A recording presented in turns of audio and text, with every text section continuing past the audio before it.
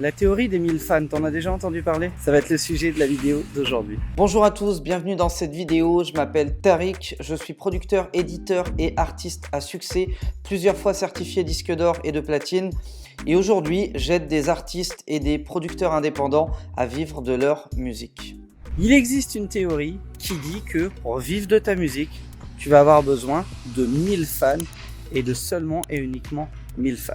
En fait, cette théorie, elle a été malheureusement mal comprise par les artistes ou par les producteurs qu'on a entendu parler parce que beaucoup se sont dit finalement, il suffit que je développe une communauté de 1000 abonnés ou de 1000, je sais pas moi, likes ou bref, 1000 personnes pour pouvoir vivre de ma musique. Alors que c'est pas forcément ça. Ce qu'il faut comprendre dans la théorie des 1000 fans, c'est qu'il y a deux manières d'aborder le développement de visibilité dans la musique. Le premier, c'est ce qu'on appelle le mass market. En gros, tu sors des clips, tu fais des titres et tu fais ta promo pour toucher le plus de monde possible. C'est vraiment la course aux millions de streams, aux millions d'abonnés, aux millions de likes, etc., etc. C'est ce que je considère moi comme étant la pire erreur des artistes indépendants aujourd'hui et la méthode la plus difficile finalement pour vivre de sa musique et pour développer sa visibilité.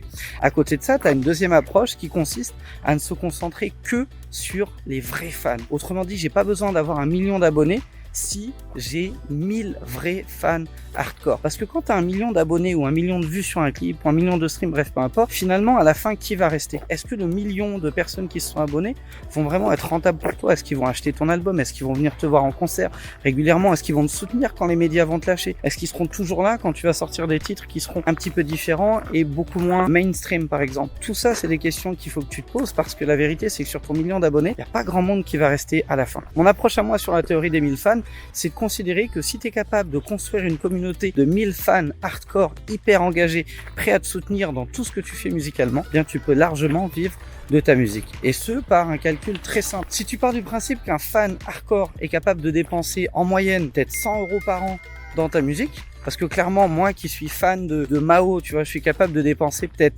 500, 1000 € rien qu'en VST. Hein. Là, c'est sans te parler de synthé analogique, de nouveaux Mac que je vais m'acheter, ou des choses comme ça. Juste sur la partie VST, je suis capable de dépenser peut-être 1000 balles par an. Là, je suis aussi fan de marketing, je suis capable d'acheter 50 ou 100 livres par an et peut-être une vingtaine de formations. Franchement, je claque des milliers d'euros dans le marketing aussi, parce que j'en suis vraiment fan. Là, dans la musique, c'est exactement la même chose. Quand tu as quelqu'un qui est fan d'un artiste, il est capable d'acheter un album à 15 ou à 20 €, il est capable d'acheter 1 ou 2 produits dérivés, il est capable d'acheter 1 ou 2 places de concert dans l'année et il atteint très facilement ces 100 €. Bah, imagine que 1000 fans dépensent chacun 100 € par an dans ta musique. Tu vas finalement te retrouver à générer 100 000 € par an. Il suffit juste que tu sois capable de fédérer ta communauté suffisamment longtemps pour peut-être réitérer ces 100 000 € l'année d'après et l'année d'après et l'année d'après. Et puis après, il est évident que même si tu as 10 ou 20% de tes fans qui ne te suivent plus d'une année sur l'autre, tu peux très bien acquérir 10 ou 20% de nouveaux fans qui viennent agrémenter ta communauté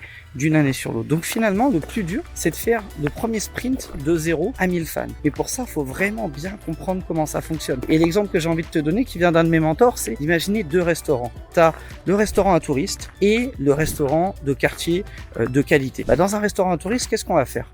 On va chercher à t'attirer avec des beaux trucs, des belles photos, des beaux visuels, un beau spot, une vue sur mer ou une vue sur la Tour Eiffel ou peu importe. Et littéralement, on va te vendre de la merde. Parce que tu peux pas servir de la même manière 10 000 personnes qui passent par jour dans ton restaurant que 100 personnes qui passent tous les jours. C'est pas possible. Vraiment, juste, c'est impossible. On passe de quelque chose d'artisanal à quelque chose d'industriel. Que ce soit dans la qualité de la nourriture ou dans la qualité de service ou dans la chaleur de l'accueil, etc., etc. Donc, dans les restaurants touristes, qu'est-ce qui se passe? On cherche à attirer un max de monde parce qu'on sait que les gens ne vont pas revenir. Ils vont pas revenir. Donc c'est pas grave si c'était pas excellent. Évidemment, si c'est pas bon, ça va vite se savoir. Mais si ça passe et que c'est pas excellent, c'est ok parce que tu es un restaurant à touristes. Par contre, dans un petit restaurant de quartier, qu'est-ce qui se passe si tu accueilles les gens et si c'est pas exquis? Bah, les gens vont juste pas en parler. S'ils en parlent pas, ils vont pas attirer de monde, ils vont pas revenir et ton restaurant finalement va avoir beaucoup de mal à fonctionner. Donc l'idée du restaurant de quartier, c'est d'essayer de faire en sorte que les gens passent un tellement bon moment, qu'ils se sentent tellement bien accueillis, que la nourriture soit tellement bonne, différente et que ce soit entre guillemets un moment vraiment privilégié, de sorte à ce qu'ils en parlent autour d'eux, qu'ils reviennent encore et encore et pourquoi pas qu'ils prennent l'habitude de venir avec régularité, fêter leurs anniversaires, leurs, je sais pas, trucs de mariage, etc., etc. C'est ça l'intérêt. Bien pour un artiste, c'est la même chose. Si tu cherches à faire du mass market, tu vas devoir aligner des sorties de clips régulièrement, faire un max de promos très mal ciblés pour péter des millions de vues à chaque fois, mais au final ne pas avoir vraiment de fans extrêmement engagés dans ce que tu proposes. Alors que si tu travailles sur la théorie des 1000 fans, tu vas chercher à être ce petit restaurant de quartier qui crée une relation particulière avec son public, de sorte à ce qu'il revienne à chaque fois, de sorte à ce qu'il devienne un ambassadeur, à ce qu'il en parle autour de lui, etc. etc. Et il est évident que si tu arrives à passer cette première phase qui est la plus difficile de 0 à 1000 fans et que tu continues d'entretenir cette fanbase d'année en année, tu peux en un an, chrono, vivre de ta musique et ça peut durer jusqu'à la fin de ta vie en autant que tu restes productif et que tu envoies du contenu de qualité à ton public. Voilà pour la théorie des 1000 fans, j'espère que ça t'a motivé, inspiré, que ça t'a donné des idées et que tu as trouvé ça intéressant. Si jamais c'est le cas, lâche-moi un gros like, abonne-toi à la chaîne YouTube Producteur à Succès. Et si jamais tu veux aller encore plus loin, si jamais t'aimes les idées justement qui vont à contre-courant et qui vont t'aider à développer ta visibilité, eh bien je t'invite à cliquer sur le lien dans la description et à t'inscrire à la prochaine masterclass que je te propose totalement gratuitement. Je te remercie d'avoir été attentif à cette vidéo, je te souhaite le meilleur pour la suite et je te dis ciao ciao.